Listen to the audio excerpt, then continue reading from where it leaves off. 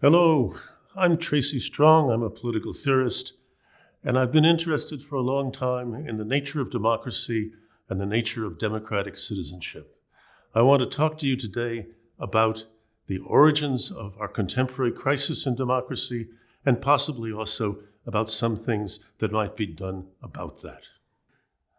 There's a lot of talk today about the death of democracy, about how democracies die, about why it's in danger. Some books on this, there are many that come out, are on the screen. One of the better books as to where this came from is the Rosenblum and Muirhead. But the point is, this is not new. There's a 1960 poem by Robert Frost, which starts out, "They must by now have learned the native tongue. Why don't they ask the red men where they are?" And they often do, says Frost. They ask philosophers. They ask anyone there is to ask. Learning, he says, has been part of their religion. And we find the same thought also in this 1938 poem by Langston Hughes. "Oh, let America be America again."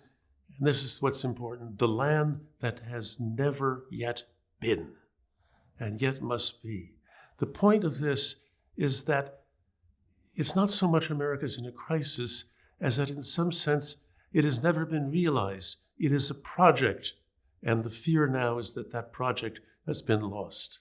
Now, the origins of this are complicated, and they have to do with the change in the nature of citizenship that is very little remarked upon. If you go back to the 17th and 18th and even 19th century, you find that citizenship is understood not as a right. It's the idea that you have to acquire as an individual particular qualities of self which entitle you to vote, to elect, and be elected, which manifests the fact that you have sufficient virtue to be concerned with public affairs. For Winthrop, the early Puritans, this was church membership. Now, some people will say that's a question of theocracy, but it's not. It was easy to be a church member, but if you were accepted in the church, you were in fact a person who had manifested enough virtue as to be able to be responsible in relation to public affairs.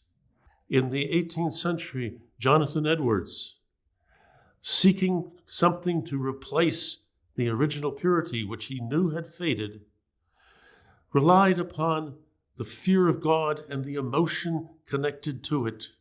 Writes a wonderful sermon, "Sinners in the Hand of an Angry God," and hopes that this fear that he induces, he was a brilliant speaker, will in fact lead people to focus upon being godly. The awakenings, the two great awakenings, share some of the same things. And interestingly, the awakenings are the origins of a gradual universalization of the question of citizenship. Two possibilities come up. One is James Madison. Madison says you have to have property. Why do you have to have property? Well, in some sense, of course, this benefits those with property. And Madison is often accused of being in favor of the gentry. But Madison thought you needed to have property because if you owned property, you had a stake in the public good, and it would lead you to be a good citizen. But there's a problem as again the country keeps expanding. In the cities, you have an increasing number of literate, self-possessed artisans, but who don't own property. Along comes Tom Paine, and Paine says it's not a question of property, it's a question of owning tools. Because if you own tools, then you are able to provide for yourself and to be your own person. This continues as, again, the country keeps growing and growing. The original revolutionary generation passes away. But Lincoln is very concerned about this. And he writes in 1838 a wonderful speech, "The Future of Our Political Institutions," in which he says, "The old generation of the revolution has passed away. That was the support. It was," he says, "a living history. We need something to replace that living history. And Lincoln will find this in what becomes the Free Soil Movement. He will find this in the notion that you are entitled to the fruit of your own labors. And wonderfully, by the way, this vision was shared after the Civil War by newly freed slaves. One of the interesting things that had happened was that at the end of the Civil War, General Sherman had given 400,000 acres to newly freed slaves. This takes us very quickly, much too quickly, to the end of the Civil War. And one of the things that happens at that point in terms of the question of citizenship is enormously important, and it has to do with the 14th Amendment. The 14th Amendment gives citizenship to everyone who is born in the United States. It's still valid, of course, today. And what has happened with the 14th Amendment is that rather than citizenship being something which was the sign and symbol of having attained an individual virtue, church membership, property ownership, tools, and so forth, citizenship is now a right which can be given, and given collectively. All, in this case, blacks, suddenly become citizens. And this is necessary. There's no way around it. Two things happen as you turn into the 20th century, and they affect this question of citizenship very, very profoundly. The first is what's called the progressive movement. The progressive movement has as its basic premise that public decisions should be made first by experts, by people who are trained.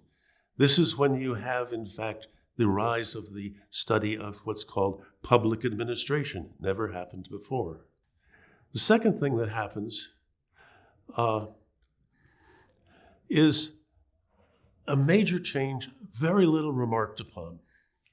When Lincoln ran for the House of Representatives, he promised that he would serve only one term, and he did.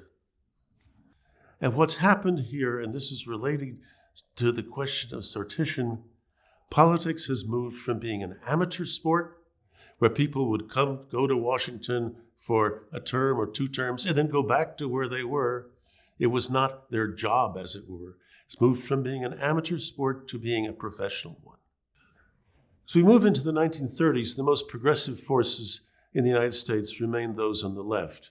And it's a left which has expanded because with the advent in 1917 of the new Soviet Union, Communist Russia, the left now moves over to include the communism and the Communist Party, and including the American Communist Party. But there is a tension. And the tension, of course, is between what you as a member of the party might owe to world communism, and on the other hand, what you owe as an American citizen. As you move into the 50s, two things happen, the first of which I tend to identify as the Howard Johnson's phenomenon. What do I mean by that? Well, as the economy expands post-World War II, people have more money. They have cars. The interstate highway system soon comes in. That means you can drive 200-300 miles. But if you drive 200-300 miles, how do you know where to eat? If you stay in your own hometown, you know what the good restaurants are.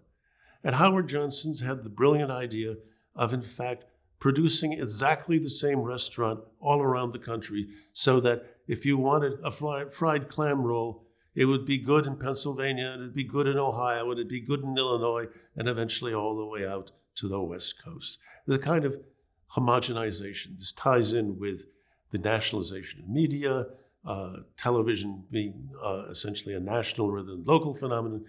The country comes together in a kind of media-focused way. This produces conformity. And the conformity, of course, is resisted multiply. Some of the resistance by groups which we call the beatniks, but it's non-political. It's about self. It has nothing to do with, as it were, public space. It's also resisted by what gets called the New Left.